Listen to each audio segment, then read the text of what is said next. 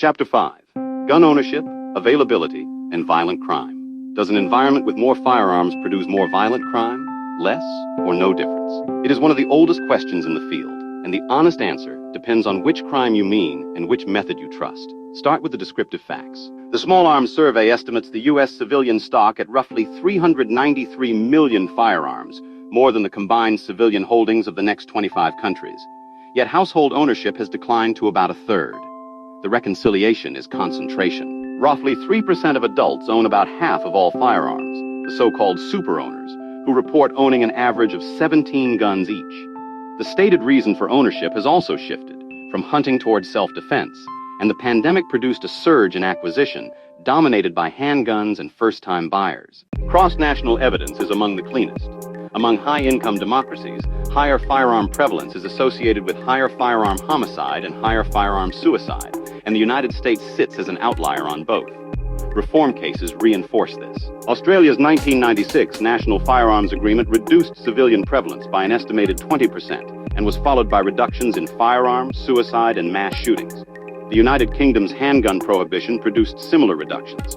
These cases show prevalence reductions can reduce harm, even if the specific measures would not be available in the U.S. legal context. Within the United States, cross-sectional studies find that higher prevalence states have higher firearm homicide and suicide, with the relationship strongest for suicide. The Missouri repeal of permit-to-purchase licensing in 2007 was followed by increases, and Connecticut's 1995 adoption by decreases. Two states, changing the same policy in opposite directions, produced outcomes consistent with the direction of the change, which is harder to explain away than a single case.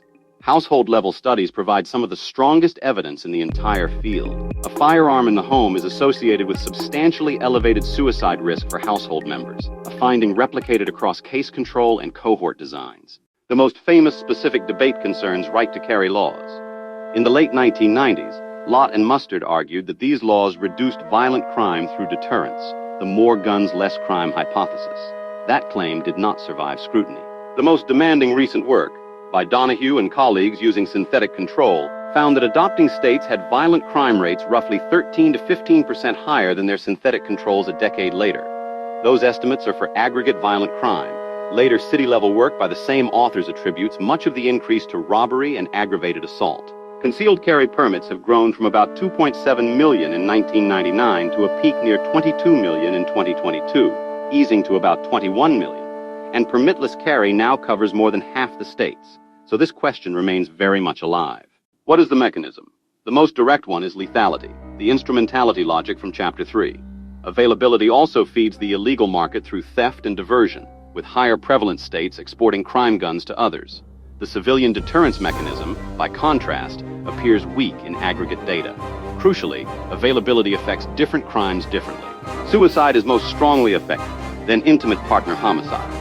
Stranger homicide, shaped more by illegal markets, is less consistently affected, and mass shootings are hard to assess given their rarity. The bottom line is measured. The evidence is reasonably robust that higher availability is associated with higher firearm-specific harm, especially suicide and homicide. It is weaker on overall violent crime, and the strong deterrence claim has not held up. The RAND synthesis, which classifies evidence as supportive, moderate, limited, or inconclusive, reflects exactly this uneven picture.